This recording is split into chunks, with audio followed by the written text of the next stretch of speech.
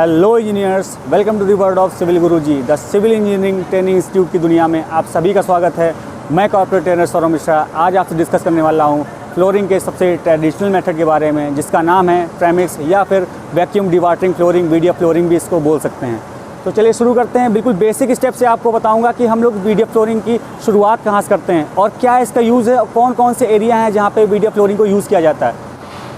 Video flooring को हम कैसे करते हैं, इसको समझने से पहले थोड़ा इसकी थ्योरी समझ लेते हैं कि वीडियो फ्लोरिंग के लिए हम लोग को बेस किस टाइप का होना चाहिए। जो हमारा वीडियो फ्लोरिंग के लिए बेस होना चाहिए या तो WBM होना चाहिए या फिर PCC होना चाहिए।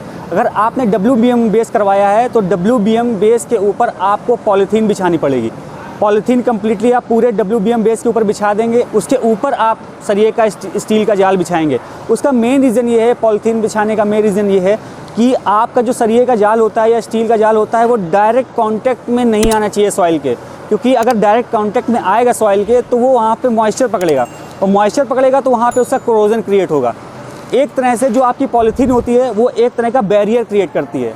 वो पॉलीथीन आपके बैरियर का काम करती है स्टील और सॉइल के बीच में। इसलिए जहाँ भी आप WBM बेस होगा वहाँ पे हम लोग पॉलीथीन स्टील और सॉइल के बीच में लगाएंगे। लेकिन आप यहाँ देख रहे होंगे यहाँ पे एक PCC है, यहाँ पे जो बेस है PCC है। तो PCC पहले हम लोग कम से कम मिनिमम PCC करवाएंगे, वो 4 इंच की, मतलब 100 mm की आप PCC का बेस प्रोवाइड करेंगे ट्रेमिक्स फ्लोरिंग के लिए। आपने PCC करवा दी है, उसके बाद आपको PCC कम्प्लीटली साफ़ करवानी होती है।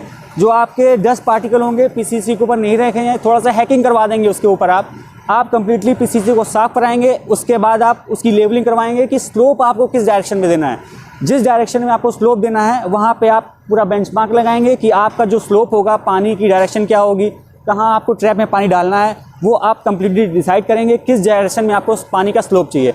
उसी डायरेक्शन में आपको PCC का स्लोप देना होगा। जैसा कि आप देख रहे हैं उस जगह मेरा ट्रैप है, ट्रैप पर मैंने पूरा जो अपना डायरेक्शन है स्लोप का वो पूरी ट्रैप की ओर दिया हुआ है। ठीक है, आपको पहले सबसे फर्स्ट स्टेप जो होगा आपको PCC को कम्प्लीटली साफ़ कराना होगा। उसके बाद आप सरिये का स्टील का जाल बिछाएंगे। जो आपका स्टील होगा वो कितने गेज का होगा, उसका साइज़ क्या होगा, वो सारी आपकी ड्राइंग पे डिपेंड करता है। आपकी क्या ड्राइंग है, आपकी क्या रिक्वायरमेंट है, इस पे डिपेंड होगा कि आप किस तरह का जाल बिछाएंगे। यहाँ पे मैंने 8 mm का सरिये का जाल बिछाया हुआ है। उसके ऊपर हम लोग MS के चैनल का यूज़ करेंगे। आपको ट्रेमिक्स करने के लिए MS के चैनल का यूज़ करना होता है। बेसिकली MS चैनल का यूज़ होने का मेन मकसद ये है, एक MS चैनल मैंने इस तरफ लगाया हुआ, एक MS चैनल आपका दूसरी ओर लगा हुआ है। जब हम लोग कंक्रीट यहाँ पे प्लेस करते हैं, तो जो उस कंक्रीट के अंदर वो जब प्लेसिंग करते समय जो हमारा कंक्रीट के अंदर मोमेंट जो बनता है, वो जो आपके MS चैनल हैं वो बहुत थिक गेज के होते हैं। वो आपके जितना भी मूवमेंट होता है उसको रेजिस्ट करते हैं और उस चीज़ को ओवरकम करते हैं।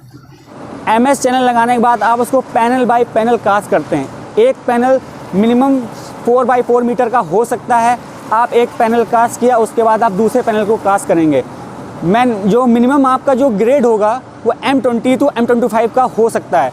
मिनिमम आपका M20 और मैक्सिमम आपका M25 ग्रेड का बिल्डिंग कंस्ट्रक्शन लाइन में, आपको जो बिल्डिंग के लिए पार्किंग देनी होगी या फिर आप फैक्ट्री एरिया में जो पार्किंग होगी उसके लिए आपको M25 का ग्रेड देना पड़ेगा। कंक्रीट की प्लेसिंग करने के बाद हम लोग वैक्यूम डिवाटरिंग पंप का यूज़ करते हैं। वैक्यूम डिवाटरिंग पंप को यूज़ करने का मेन रीज़न ये होता है कि जो एक्सेस वाटर होता है, एक्सेस वाटर को हमें उस कंक्रीट से हटाना होता है, वो हमारी स्ट्रेंथ को वीक करता है। वैक्यूम डिवाटरिंग पंप उस एक्सेस वाटर को रिलीज़ करने में हमारा हेल्प करता है। इसलिए हम लोग कंक्रीट की प्लेसिंग के बाद वैक्यूम डिवाटरिंग पंप का यूज़ करते हैं। उसके बाद जो हमारा वाइब्रेटर होता है वो आपका कंक्रीट को अच्छे से कॉम्पैक्ट कर देता है। कॉम्पैक्ट करने के बाद वो जो स्ट्रेंथ, डिज़ायरेबल स्ट्रेंथ होती है वो हमें मिलती है। वाइब्रेटर के थ्रू कंक्रीट सरफेस को अच्छी तरीके से कॉम्पैक्ट करने के बाद हम लोग ट्रॉवल फ्लोटर का यूज़ करते हैं। ये जो आप मशीन देख रहे हैं सामने, इस मशीन का नाम है ट्रॉवल फ्लोटर। ट्रॉवल फ्लोटर को हम कम्प्लीटली कंक्रीट सरफेस से मूव करते हैं। मूव करने के बाद हम लोग को डिज़ायरेबल सरफेस मिलती है। उसके बाद हम लोग सरफेस हार्डनर का यूज़ करते हैं। हार्डनर को डालने का मेन रीज़न ये होता है कि हम लोग को प्रॉपर स्ट्रेंथ और डिज़ायरेबल लुक वाइज जो हम लोग को सरफेस चाहिए होती है वो मिलती है।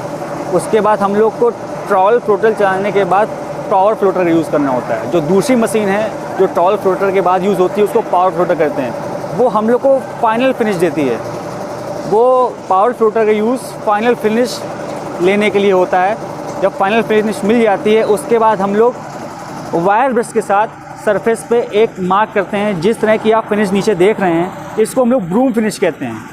ये फिनिश हम लोग को फ्रिक्शन मिले, जैसे कार पार्किंग होती है वहाँ का एरिया थोड़ा हम लोग चिकना नहीं रख सकते, उसको हमें थोड़ा फ्रिक्शन के लिए चाहिए होता है। तो इस तरह की फिनिश लाने के लिए हम लोग वायर ब्रश का यूज़ करते हैं और इस टाइप के फिनिश को हम लोग ब्रूम फिनिश कहते हैं। जैसे कि आप देख रहे हैं टॉल फ्लोटर को हम लोग अपनी कंक्रीट सरफेस से मूव करा रहे हैं। इस टॉल फ्लोटर को यूज़ करने का मेन रीज़न ये भी होता है कि जितने भी इरेगुलर कंक्रीट जो एग्रीगेट के पार्टिकल जो हमारे सरफेस के ऊपर आ जाते हैं उनको डाउन करने के लिए भी हम लोग टॉल फ्लोटर का यूज़ करते हैं। देख लीजिए जहाँ जहाँ पे आपको कंक्रीट जो एग्रीगेट का पार्टिकल ऊपर आ गया है इरेगुलर शेप का, उसको ये मशीन अपने आप लेवल में करती हुई नज़र आ रही है। इस तरह से हम लोग टॉल फ्लोटर का यूज़ करते हैं।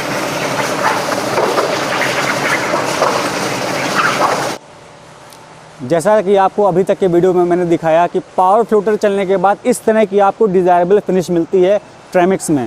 तो इस तरह की फिनिश मिलने के बाद आपका नेक्स्ट प्रोसेस ये होता है कि आपको सरफेस पे ग्रूव काटने होते हैं और उस ग्रूव को आपको ब्रेकर रॉड और बिटुमिन के थ्रू फिल करना होता है। कम से कम आपको ये जो ग्रूव कटा है वो कम से कम आपका 40 mm तक गहरा और 4 से 6 mm तक का थिक होना चाहिए। इस ग्रूव को देखिए, जैसा कि आप देख रहे हैं कि इस ग्रूव को मैंने यहाँ पे बिटुमिन के थ्रू फिल करवाया है।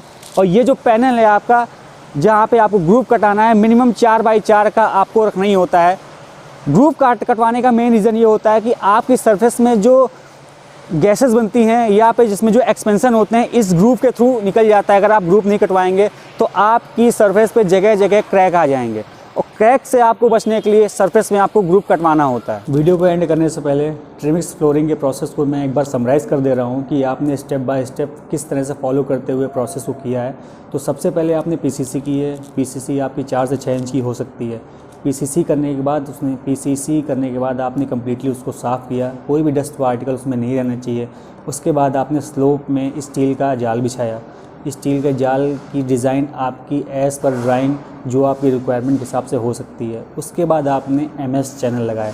एमएस चैनल आपको स्लोप में लगाने हैं, लेवल में लगाने हैं। जहाँ पे आपको पानी आपको जहाँ पे ड्रेन देना है वहाँ पे उस जो एमएस चैनल लगाएंगे आप अपनी स्लोप के हिसाब से ही लगाएंगे। उसके बाद आपने कंक्रीट प्लेसिंग करनी शुरू की।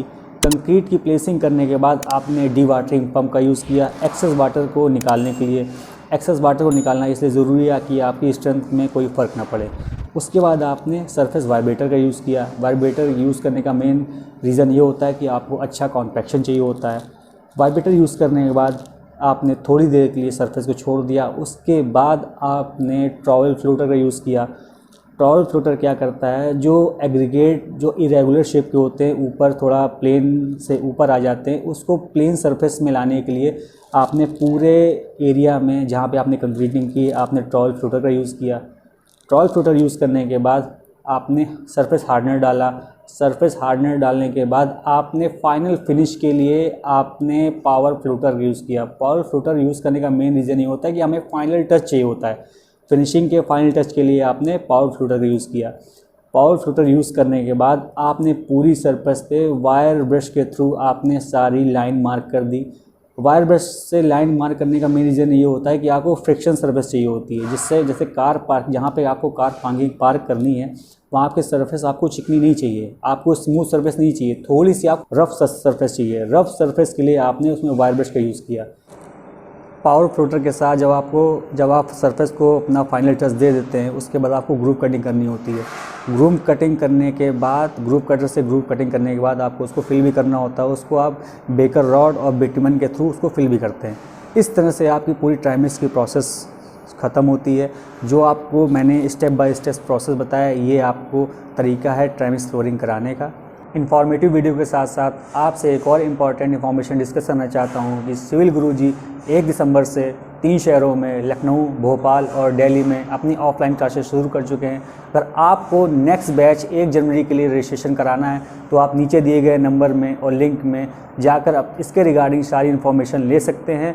और आपको ये जानकर खुशी होगी कि एक और सेंटर जो नागपुर में 15 जनवरी से शुरू होने वाला है। तो आपको इसके रिगार्डिंग कोई भी इन्फॉर्मेशन लेनी हो रजिस्ट्रेशन के रिगार्डिंग तो आप नीचे दिए गए लिंक में जाकर ओपन करके सारी इन्फॉर्मेशन ले सकते हैं और नीचे दिए गए नंबरों पे कॉल करके इसके रिगार्डिंग किसी भी तरह की आपको इन्फॉर्मेशन लेनी हो तो आप ले सकते हैं।